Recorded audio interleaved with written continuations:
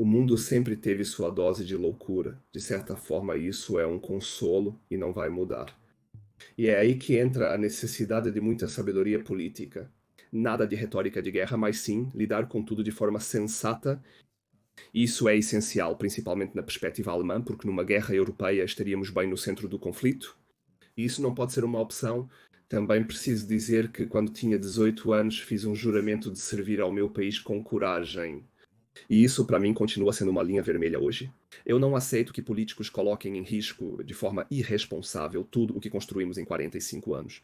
O senhor acredita mesmo, senhor Fart, que poderia haver uma guerra na Alemanha nos próximos 15 anos se essa escalada continuar? Na verdade, estamos muito perto de uma guerra. Hoje vamos conversar com um homem que entende como o poder funciona, não só nas coletivas de imprensa, mas também nos bastidores. O que significa o ataque ao Irã? Qual o papel de Putin? E o que isso implica para a Alemanha? As ideias dele vão surpreender muitos e assustar outros. Eu sou Simo Azaoui, fundador do Meet Your Mentor. Vamos começar. Senhor Fad, estou muito animado para essa conversa de hoje. Muita coisa aconteceu nos últimos dias e semanas. Se olharmos para a recente escalada no conflito com o Irã, Donald Trump mereceria um Nobel da Paz por essa operação tão cirúrgica? Pois é, agora temos que ver como tudo isso vai se desenrolar. Ele conseguiu muita coisa, sem dúvida. Foi um ataque militar pontual, feito por israelenses e americanos. Então, aquela escalada que eu temia de virar outra guerra no Oriente Médio, como vimos antes, acaba trazendo mais caos do que ordem. Temos exemplos na Síria, no Afeganistão, no Iraque, no Iêmen, na Líbia. Todas essas foram operações militares, muitas vezes lideradas pelos americanos, que no fim das contas trouxeram mais caos do que estabilidade. E o Donald Trump também foi eleito justamente com a promessa de não iniciar mais guerras. Mesmo assim, ele fez isso. Nesses 12 dias, ele deixou claro que ele está do lado de Israel e, no fim, comandou a ação militar junto com os israelenses. Isso certamente foi coordenado de perto com os israelenses nas últimas semanas e meses, e ele levou isso adiante. Com isso, ao limitar o ataque militar, ele agradou seu eleitorado interno, que não quer mais uma grande guerra no Oriente Médio. Por outro lado, também fortaleceu a proteção de Israel e, claro, atendeu ao poderoso lobby israelense nos Estados Unidos. E ele também, se posso dizer assim, satisfez esse grupo. E isso é um grande feito, não há como negar. Olha, eu não sou grande fã de Donald Trump, porque ele é muito imprevisível. Hoje pensa de um jeito, amanhã de outro, mas tenho que admitir que nessa área ele conseguiu muito. E o risco de uma escalada para uma grande guerra já existia naquela época e ainda existe caso o cessar-fogo não funcione. Também é importante lembrar que o Irã faz parte do grupo de países Brasil, Rússia, Índia, China e África do Sul.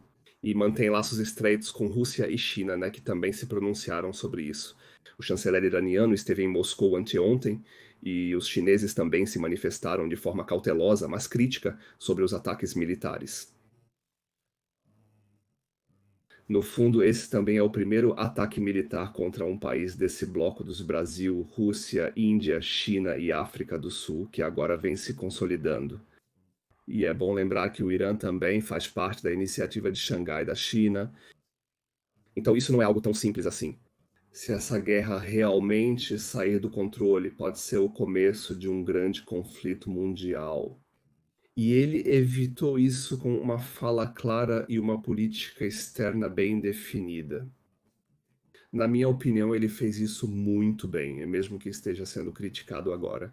Mas, de novo, são sempre os mesmos veículos de mídia, CNN e New York Times, dizendo que o programa não acabou. E eu realmente não sei qual é o objetivo disso.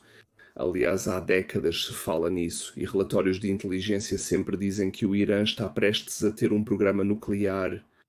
Eu já não aguento mais ouvir isso. E agora, depois desse ataque, estão dizendo de novo que ele pode continuar com isso. Acho que precisamos resolver essa questão de uma vez por todas, e só dá para fazer isso politicamente. É parecido com o que vemos na guerra da Ucrânia. Precisamos, enfim, de uma ordem de paz estável também lá no Oriente Médio, com o Irã, não contra o Irã. Temos que incluir o Irã em um sistema de ordem E essa é, sem dúvida, uma grande missão da política externa americana nos próximos anos, se eles quiserem. Como estrategista militar, Sr. Pfaff, o senhor nunca vai ficar sem trabalho. Conflitos não faltam. Quando o senhor vê uma operação como a do fim de semana, fica sentado como estrategista em frente à televisão pensando: finalmente usaram esse destruidor de bunkers? Ou pensa mais: de novo não, mais uma escalada? Sim, já quando os bombardeiros B-2 foram enviados para Diego Garcia, eu já suspeitava do que ele estava sendo preparado. Como especialista, a gente tira conclusões imediatas a partir de certas movimentações. E sabemos, claro, que por trás disso tem semanas e meses de planejamento. Guerras não simplesmente acontecem, elas são feitas, preparadas, planejadas até o último detalhe. E isso exige coordenação estreita, como aconteceu entre israelenses e americanos. Por causa da minha trajetória, eu não consigo mais pensar em operações militares sem considerar a política. Como militar, passei quase 13 anos na política, sendo os últimos 8 anos na chancelaria. Inclusive, minha tese de doutorado foi sobre Clausewitz, que também dizia que é impossível pensar em guerra sem pensar em política. Confiar apenas em ataques militares e no poder bélico é necessário, é importante, mas nunca é tudo. No fim das contas, também no caso do Irã, só se consegue estabelecer ordem por meio de ações políticas certas, negociações, diálogos e acordos. E isso falta no Oriente Médio, e principalmente na nossa relação com a Rússia. O senhor já citou alguns pontos antes, Sr. Pfaff. O que exatamente aconteceu no fim de semana? Uns dizem que foi só simbólico, os suspeitos de sempre. Outros afirmam que o programa nuclear do Irã foi atrasado em décadas. O que é verdade? O que é só teatro político? Isso é difícil de dizer em guerras. Otto von Bismarck dizia que não se mente tanto em nenhum lugar quanto antes de eleições, em guerras e depois de uma caçada. E nisso ele estava certo. Em todo conflito armado mente-se o tempo todo, né? E dos dois lados. Hoje chamamos isso de guerra de informação. No fim das contas, é uma guerra de palavras, narrativas, insinuações, provocações, todo esse pacote. A gente já viu isso acontecer muito, e ainda estamos vendo na guerra da Ucrânia. E com o Irã, não é diferente. O Irã já é uma potência importante na região, isso precisa ser reconhecido. Mas também não acho certo demonizar o Irã. Veja bem, o Irã está cercado por várias potências nucleares. Também é preciso lembrar que Israel é uma potência nuclear informal. Os Estados Unidos, com a quinta frota na região, também são uma potência nuclear. Rússia e Paquistão também têm armas nucleares. Todos estão naquela região. E eu não sei se os iranianos realmente querem ter um programa nuclear militar. Há sinais disso, mas eu seria muito cauteloso ao afirmar. Aliás, a energia nuclear foi levada ao Irã pelos próprios americanos. Ou seja, eles apenas deram continuidade a algo que, anos ou décadas atrás, foi instalado lá com a ajuda dos Estados Unidos. E eu também não concordo em demonizar o Irã. Não vamos avançar assim. É claro que é difícil ignorar que o Irã já declarou várias vezes querer eliminar Israel. Isso é muito sério. Mas também do lado de Israel já se disse muita coisa pesada sobre os mulás, e é preciso ver como lidar com isso. A questão da arma nuclear lá é realmente um ponto muito sensível. Mas eu digo como especialista, o que aconteceria se o Irã tivesse uma arma nuclear? Isso significaria o início imediato da Terceira Guerra Mundial? Na minha opinião, não. Se realmente chegasse a ter o que eu não quero e sou contra, acredito que isso também teria um efeito de estabilização na região. E a partir daí, o Irã teria que ser muito cauteloso no uso da força militar e de forma alguma poderia usar armas nucleares, pois isso levaria à sua destruição. Israel tem, de forma informal, nunca oficialmente confirmada, a capacidade de segundo ataque. Portanto, uma tentativa de aniquilar Israel levaria automaticamente à aniquilação do Irã.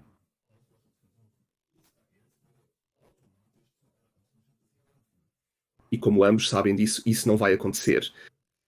Devemos questionar de forma crítica essa demonização das armas nucleares nas mãos do Irã, mas isso não quer dizer que eu apoie isso. Eu preferiria que eles realmente desistissem de um programa nuclear militar e resolvessem isso politicamente. Essa questão precisa ser resolvida politicamente agora. Eu não quero ouvir na próxima década que o Irã está prestes a ter um programa nuclear e que por isso precisamos mandar caças, fazer operações e lançar bombas. Isso não pode ser uma base. Precisamos ver como resolver isso, e essa é uma tarefa dos Estados Unidos. E isso precisa ser feito. O Trump também precisa, claro, de alguma forma controlar Netanyahu. A relação entre os dois também não é livre de tensões. Então isso também é um ato de equilíbrio, mas Donald Trump fez tudo certo ali no Oriente Médio, e isso é muito meritório, apesar de todas as críticas, e eu só espero que ele faça o mesmo agora em relação à guerra na Ucrânia. Os europeus não são capazes disso, ou seja, nem de ter um papel forte no Oriente Médio, nem na relação com a Rússia. Isso pode ser descartado. Agora depende da América. E se ele conseguir, sim, aí merece mesmo o Nobel da Paz. Acho muito interessante a sua tese de que haveria uma nova corrida armamentista se agora os mulás tivessem a bomba atômica, porque os sauditas não permitiriam, os cataris não permitiriam. Na verdade, todos os países em volta do Irã não aceitariam isso. E eu acho que essa ação do fim de semana não teria sido possível sem a ajuda silenciosa dos Estados Árabes vizinhos. Acredito que muitos Estados Árabes vizinhos por dentro até riram no fim de semana, porque com essa ameaça potencial, o Irã virou agora um tigre sem dentes.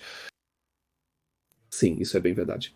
Nesse sentido, aquela declaração um pouco dura do chanceler Merz, dizendo que israelenses e americanos fizeram o trabalho sujo para os outros, faz sentido, porque a Arábia Saudita também vê o Irã de forma muito crítica. Isso também é um clássico. Talvez rivalidade seja uma palavra forte demais. Os chineses conseguiram restabelecer relações diplomáticas e contato entre iranianos e sauditas, mas isso não existiu nas últimas décadas. Os americanos acabaram fortalecendo os sauditas como força oposta ao Irã na região. E não se pode descartar que os sauditas também estejam trabalhando num programa nuclear. Mesmo que não se fale nisso abertamente, há sinais que apontam nessa direção. Por isso é melhor não exagerar nessa história toda. De forma geral, os países do Golfo também ficaram muito atentos. Mas, claro, ali também existe uma disputa de poder. As grandes bases militares americanas no Bahrein, assim como no Catar e nos Emirados Árabes Unidos, a quinta frota dos Estados Unidos está toda posicionada na região. Então, esse confronto entre Irã e Israel já dura décadas. Quero dizer, o Irã apoia fortemente o Hezbollah, que ameaça Israel pelo norte. Também apoia o Hamas, que ameaça Israel pelo oeste. Ou seja, eles mesmos participam de um intercâmbio militar de combates com Israel. Eles preveem a eliminação de Israel em seu programa político. Tudo isso é muito sério e precisa ser resolvido para evitar, no futuro, uma guerra por procuração ali, entre os países do Brasil, Rússia, Índia, China e África do Sul e a OTAN. É preciso ter muito cuidado com isso. E vamos ver esses cenários de guerra por procuração com frequência daqui para frente. A guerra na Ucrânia também é um conflito indireto entre Rússia e Estados Unidos. E vamos ver o mesmo padrão se repetir no Indo-Pacífico nos próximos anos. Isso precisa ser contido para que essa confrontação militar não vire uma guerra mundial. E essa é, no fim das contas, a grande tarefa da política para os próximos anos. O senhor mencionou há pouco, Sr. Fahd, a declaração de Friedrich Merz sobre o trabalho sujo. Isso faz parte de uma nova estratégia de comunicação, Sr. Fahd. Seguir o lema melhor ser barulhento e aparecer do que ficar calado como Olaf Scholz. O senhor acha positiva essa nova abordagem? Não, eu não acho. De modo geral, não. Isso me incomoda muito quando políticos, como já vimos dezenas de vezes no debate sobre a Ucrânia, acabam piorando ainda mais conflitos entre países, estados ou blocos com sua retórica. Para mim, a missão da política é sempre conter os conflitos, ou seja, limitar, reduzir os conflitos e não agravá-los. Nesse sentido, eu em princípio não concordo com esse tipo de retórica. Nós também elegemos nossos políticos para que mantenham a paz, não para nos levar à guerra. Durante o debate sobre a Ucrânia aqui na Alemanha, às vezes eu tive a impressão de que algumas pessoas veem isso de forma diferente. Eu não acho isso certo. E isso não tem nada a ver com negar, ignorar ou varrer os conflitos para debaixo do tapete. Eles devem ser debatidos, sim, mas é preciso buscar soluções políticas porque guerra aqui na Europa não é uma opção para a Alemanha. Estamos muito expostos por causa da nossa localização geográfica bem no centro do continente. Somos o centro de ligação da aliança da OTAN, somos a área de concentração para uma possível guerra com a Rússia, e tudo isso acontece em nosso território. Se isso acontecer, teremos fracassado politicamente e errado em tudo.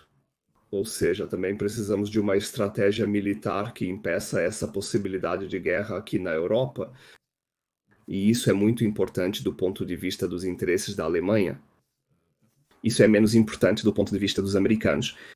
Pode até ser visto de forma diferente pelo Reino Unido ou pela França, mas não do ponto de vista alemão ou polonês, ou seja, do ponto de vista da Europa Central, porque é aqui que esse pior cenário se concretizaria, e isso precisa ser levado em conta. É por isso que precisamos buscar formas de evitar isso.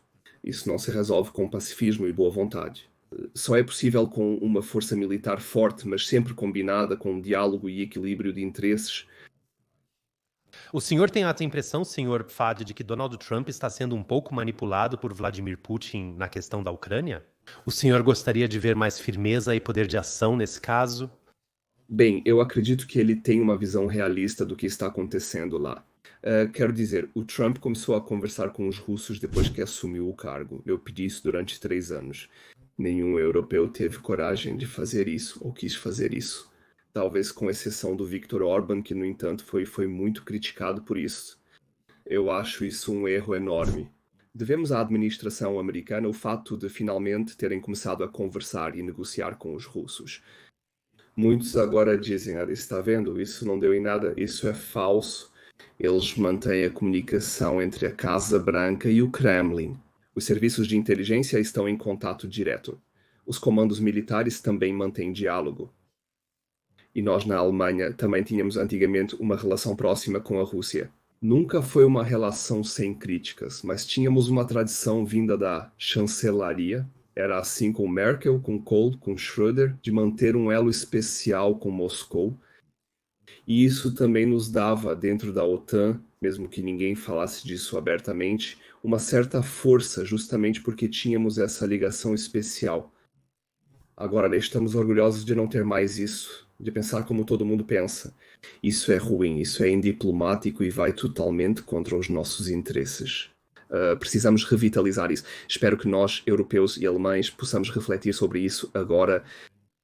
Acho que Trump vai retomar o tema da Rússia e da guerra na Ucrânia e vai tentar sair dessa lógica puramente militar.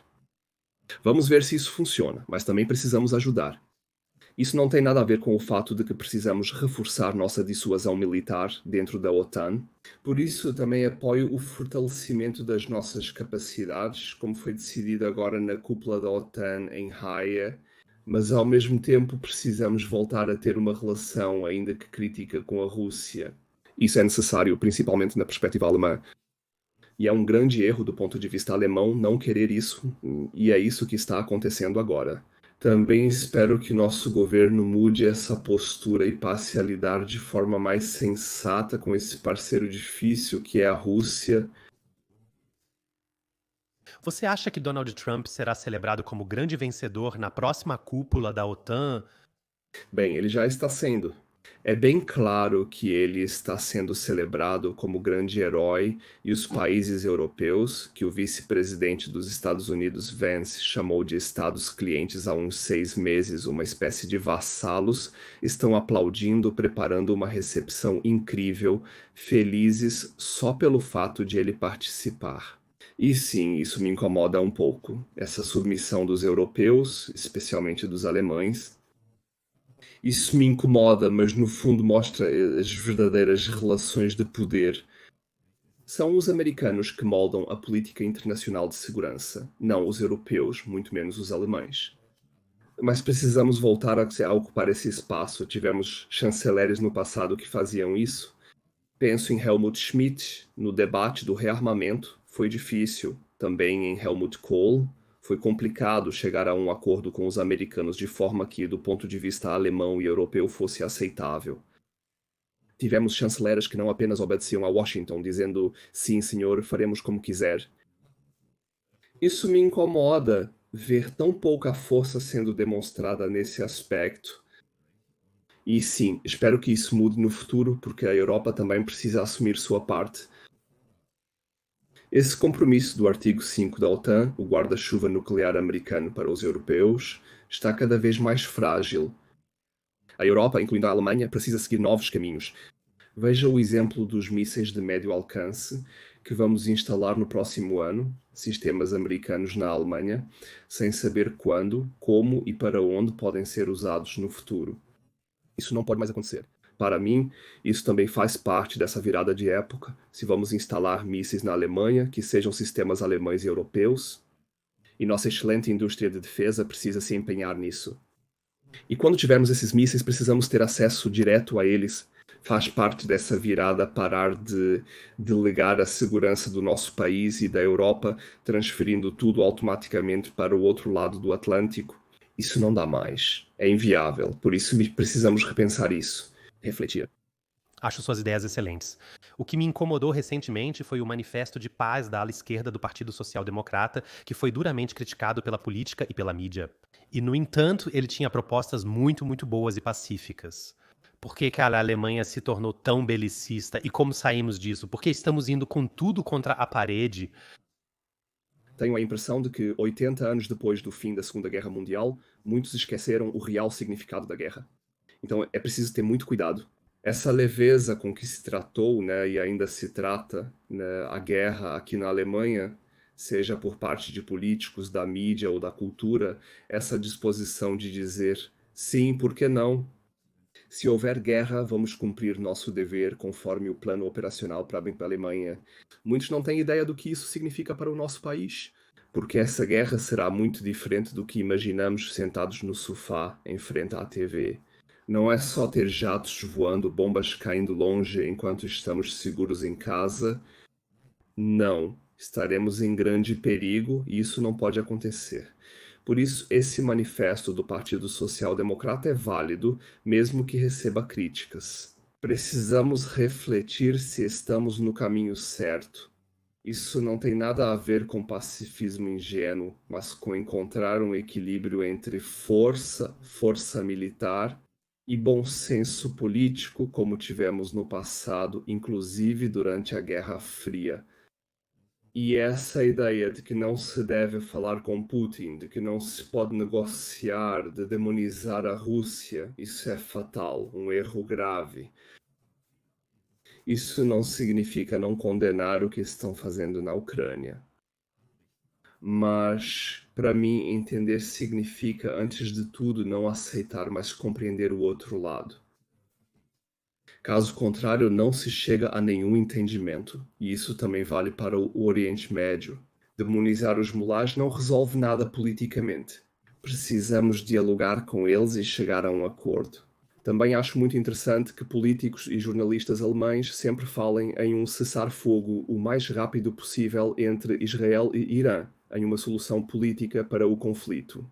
Mas quando se trata da Rússia, são extremamente rígidos.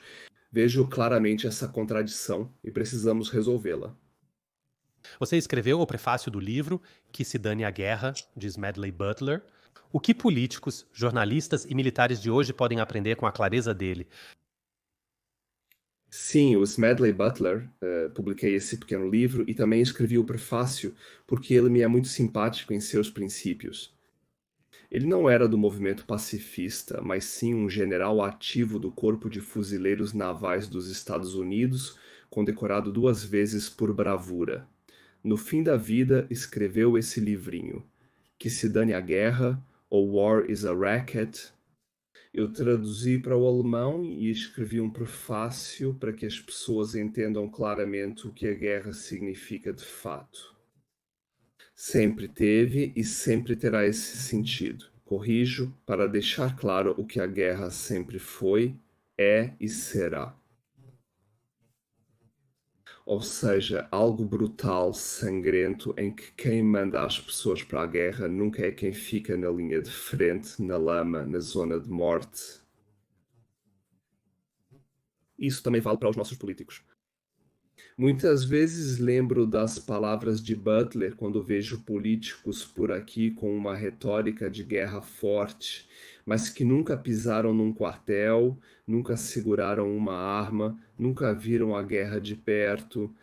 Smedley Butler lembrou que são os soldados comuns que pagam o preço da guerra, assim como Ernst Jünger, Erich, Maria Remarque já mostraram. Quem conduz as guerras não são os que realmente lutam nelas? Acho muito valiosa essa mensagem dele, e ela cabe muito no debate atual. Não se deve tratar o tema da guerra com leviandade, mas lidar com ele de forma racional sempre que possível. E para a Alemanha, guerra deve ser evitada. Isso também está em última análise na nossa Constituição, que traz um mandamento de paz. Nossas Forças Armadas têm uma missão de defesa. A Alemanha não se defende no Hindu Kush, nem no Mali e também não no Dnieper. E também não no Indo-Pacífico. A base de legitimação das nossas Forças Armadas é a defesa do nosso território, dentro da defesa coletiva da OTAN. E é para isso que precisamos voltar. E a OTAN, assim como o Raia, não deve virar uma engrenagem para intervenções militares globais dos Estados Unidos. Isso não pode acontecer. Não é essa a base do pacto. A tarefa será desenvolver isso de forma realista sob a perspectiva europeia. E isso também é essencial para a Alemanha. O livro do Smedley Butler, com apenas 48 páginas, é uma breve lembrança disso. É uma leitura rápida, mas impactante que mostra o verdadeiro sentido da guerra. Isso é algo que devemos ter em mente antes de entrar numa guerra. Adoro a clareza das suas palavras. Vamos colocar o link aqui. Sabe, meu princípio de vida, Sr. Pfad, é acreditar que o futuro será positivo, promissor, mas só os paranoicos sobrevivem. Esse é um pouco o meu lema, porque as respostas e narrativas que ouvimos por aí não fazem sentido algum, nem no começo, nem no fim. E por isso acho a clareza das suas palavras realmente muito, muito exemplar. Tenho aqui mais 2 perguntas da comunidade. O senhor é pai de 2 filhos. Como podemos imaginar o General Fad como pai? Então preciso corrigi-lo primeiro. Fui mais dedicado. Sou pai de 3 filhos. E isso eu não sei. Teria que perguntar aos meus filhos. Tenho uma relação muito boa com meus 3 filhos, 2 meninas e 1 menino. Isso me deixa muito feliz. E isso também me fortaleceu em todo esse debate sobre a Ucrânia, porque minha família sempre esteve ao meu lado, inclusive minha esposa, e sou muito grato por isso. Talvez se eu fosse solteiro seria mais difícil aguentar tudo isso. Sim, eu sempre me vi como pai, mesmo sendo general, mesmo sendo militar. Mas eles sabem que o papai também sabe ser diferente, nada de moleza. O que você aconselharia ao seu eu de 18 anos hoje, neste mundo de hoje? O mundo sempre foi louco, Sr. Azawi. Se observarmos a história da OTAN, agora temos a cúpula da OTAN em Haia, vemos que sempre estivemos ao longo da história à beira de guerras. Tudo começou com o bloqueio de Berlim, ainda antes da fundação da OTAN, e depois, principalmente, a Guerra da Coreia, que poderia ter virado uma guerra mundial. Em 1956, houve a revolta da Hungria. Foi uma escalada enorme, mas o então presidente americano Eisenhower, que foi general na Segunda Guerra Mundial, disse: por causa da Hungria não vou começar uma terceira guerra mundial. Ele não enviou armas.